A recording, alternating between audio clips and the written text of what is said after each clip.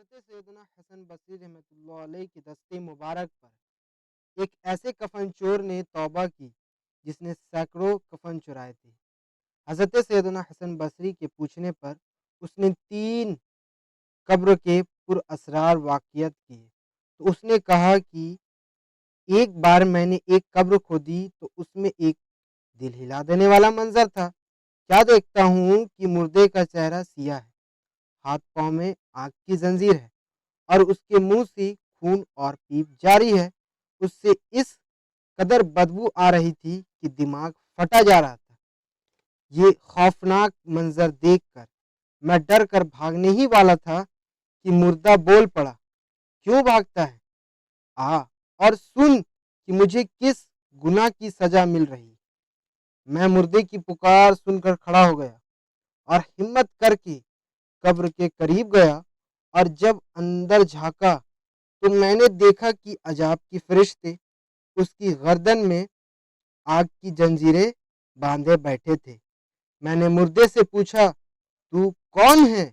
اس نے جواب دیا، میں مسلمان ہوں، مگر افسوس میں شرابی اور جانی تھا، اور اسی بد مستی کی حالت میں مرا اور عذاب میں گرفتار ہو گیا۔ اس نے آگے بتاتے ہوئے کہا کہ ایک اور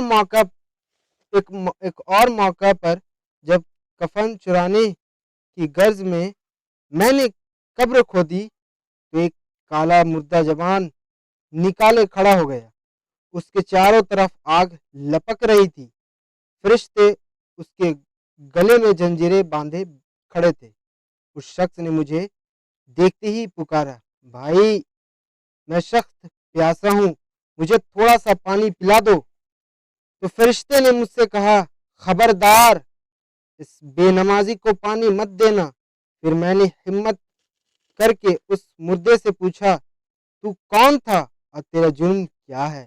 اس نے جواب دیا، میں مسلمان تھا، مگر افسوس میں نے اللہ کریم کی بہت نافرمانیاں کی ہے، اور میری طرح بہت سے گناہگار عذاب میں گرفتار ہے۔ آگے بتاتے ہوئے کہا کہ اسی طرح ایک دفعہ میں نے ایک قبر کھودی تو وہ اندر سے بہت وسیع تھی، اور ایک نہایت خوشنما باغ دیکھا جس میں نہریں بس رہی تھی۔ ایک حسین نوجوان اس باغ میں مزے لوٹ رہا تھا۔ میں نے اس سے پوچھا، تجھے کس عمل کے سبب یہ انعام ملا؟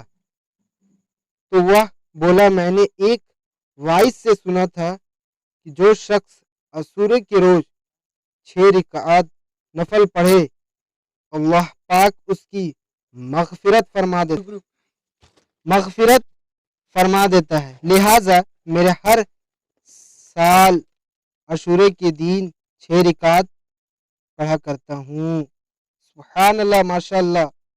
میٹھے میٹھے اسلامی بھائیوں، ایک دوسرے کو یہ بات شیئر کرنا صدقہ جاریہ ہے۔ آپ بھی کوشش کریں اس پیغام کو دوسرے تک